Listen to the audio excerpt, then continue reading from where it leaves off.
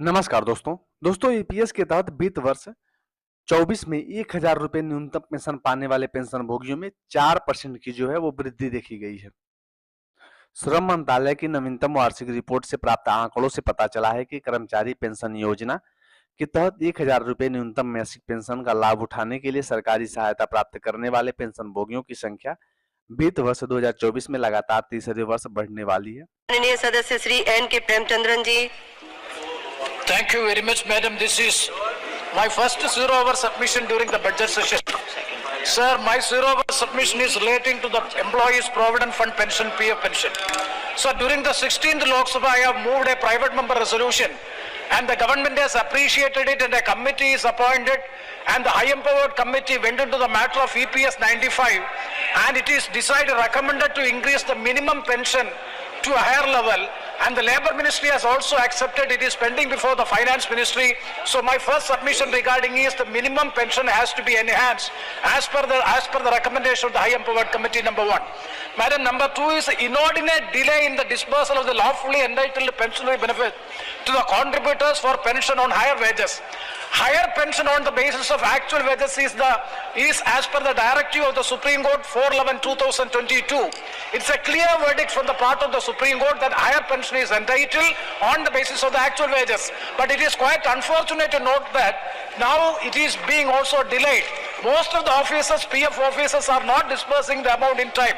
And the number three is unlawful introduction of pro rata calculation method for higher pension, overpowering the parliamentary provision and disregarding the Upper Court judgment dated 4/11/2022. That is, the pensionable service is divided into two, and the wages is also divided into two before 1/9/2014 and after 1/9/2014. Thereby, 30 to 35% of the pension will be reduced. It is a gross violation of the Supreme Court judgment as well as the act passed by the Parliament. And therefore, I urge upon the government. And also, one more point, that is non-compliance of the judgment dated 4/11/2002 of the Supreme Court as well as on 35/2004 of the High Court of Kerala in respect of the petition among pensioners in the CPSUs in Kerala. In Kerala, they didn't opt under para 11 for the scheme because of the court judgments are there, so they didn't. But they are now being denied this higher pension. So all these issues goes to show that the Employees Provident Fund organization is always acting against the interests of the poor laborers in the country. So the government of India, an urgent meeting may be convened so as to discuss this issue as so as to resolve all these issues. With this words, I thank you. विशेषज्ञों का मानना है कि लाभार्थियों की संख्या में इस वृद्धि का कारण श्रमिक का वेतन स्थिरता तथा उच्च मुद्रास्फीति है, जिसके कारण अंशदाताओं का अंशदान जो है वो कम हो रहा है, जिसके कारण पेंशन के रूप में 1000 रुपये प्राप्त करने के लिए सरकार का अंशदान देना आवश्यक हो गया है। आंकड़ों से पता चलता है कि सरकारी सहायता प्राप्त करने वाले पेंशन भोगियों की संख्या वित्त वर्ष 2023 में 2.5 मिलियन से वित्त 2024 में लगभग 4% की बढ़कर 2.13 मिलियन हो गई है। हिस्सेदारी के लिहाजा से सहायता प्राप्त करने वाले पेंशन भोगियों की संख्या 27.3% रही है, जो इस अवधि में 27.2% से थोड़ी अधिक है। प्रबंधन विकास संस्था के सहायक प्रोफेसर R.K. श्याम सुंदरम का कहना है कि ईपीएस के अंतर्गत बड़ी संख्या में ग्राहकों को कम वेतन मिलता है, जिससे उनकी कार्यशील आयु के दौरान पेंशन में उनका योगदान बहुत सीमित हो जाता है, जिससे वे पेंशन के बजाय सामाजिक पूंजी पर आर्थिक निर्भर हो जाते हैं। उन्होंने कहा कि आईपीएस एक अंशदायी योजना है और इस प्रकार वेतन अनुपातकालीन, हालांकि एक कर्मचारी के जीवन काल के दौरान वेतन में स्थिरता और मुद्रास्फीति में वृद्धि का मतलब है कि योगदान कम है। इस प्रकार एक कर्मचारी के पास बहुत कम कोष और बाद में बहुत कम पेंशन बचती है, जिसे बाद में सरकारी धन को पूरा करना पड़ता है। सितंबर 2014 में सरकार ने कर्मचारी भविष्य निधि संगठन ईपीएफओ के तहत न्यूनतम पेंशन में कार्यान्वयन के लिए श्रमिक संघों को लंबे समय से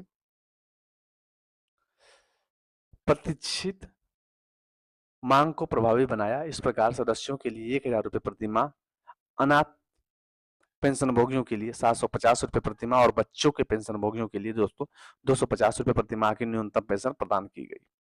इस राशि में किसी भी तरह की कमी को सरकार द्वारा वहन किया जाता है। वार्षिक रिपोर्ट के आंकड़ों से यह भी पता चलता है कि न्यूनतम पेंशन प्रावधान को लागू करने के लिए सरकार द्वारा भुगतान की जाने वाली राशि वित्त वर्ष 2024 में 26% से बढ़कर 1,223 करोड़ रुपए होने का अनुमान है, जो पिछले वित्त वर्ष में 970 करोड़ रुपए थी। सुंदर ने कहा कि महंगाई दर में लगातार वृद्धि हो रही है और न्यूनतम पेंशन लगभग एक दशक पहले तय की गई थी। इसीलिए यह उचित है कि सरकार न्यूनतम पेंशन को संशोधित करने के लिए बजट बनाए, जैसे कि विभिन्न क्षेत्रों द्वारा मांग की जा रही है। इसमें न केवल बुजुर्ग पेंशन भोगियों को स्वास्थ्य में मदद मिलेगी, बल्कि अर्थव्यवस्था में उपयोग व्यय को बढ़ाने जो है इसमें को बढ़ावा भी मिलेगा व्यय को। पिछले वर्ष Chennai EPF pensioner welfare association ने केंद्रीय श्रम मंत्री मनसुख मांडविया को पत्र लिखकर ईपीएस के तहत पेंशन भोगियों के लिए न्यूनतम मासिक पेंशन को बढ़ाकर 9,000 रुपए करने की वकालत की थी। साथ ही महंगाई भत्ता भी देने के लिए कहा गया था। इसी तरह ईपीएस 95 राष्ट्रीय आंदोलन समिति के एक प्रतिनिधि मंडल ने पिछले ईपीएफओ के वरिष्ठ अधिकारियों से मुलाकात की और न्यूनतम मासिक पेंशन 7,500 रुपए करने पर जोर दिया। इसी बीच हाल ही में वर्षों में सामाजिक सुरक्षा संगठन की सदस्यता में वृद्धि के कारण ईपीएस के तहत कुल कोष वित्त वर्ष 18 में 3.93 ट्रिलियन रुपए से लगभग दोगुना होकर वित्त वर्ष 23 के अंतर्गत 7.8 ट्रिलियन रुपया हो गया। अब यहाँ पे दोस्तों मैंने एक चार्ट बनाया हुआ है। यहाँ पे वर्ष 2019-20 में आप देख सकते हैं 6.68। अब यहाँ पे दोस्तों न्यूनतम पेंशन पाने वालों की संख्या जो है वो मिलियन में 1.98 और यहीं शेयर करना जो है 29.6%। इसी प्रकार से दोस्तों आप लोग पूरा चार्ट देख सकते हैं। फिलहाल मैं डिस्क्रिप्शन में दोस्तों इसको दे दूंगा, अलग से आप डाउनलोड करना चाहें डाउनलोड करके देख सकते हैं। फिलहाल दोस्तों ये चार्ट आप लोग स्क्रीनशॉट भी ले सकते हैं, ऐसे आप लोग देख लीजिए स्पष्ट रूप से। फिलहाल मैं नीचे वीडियो में बात करते हैं।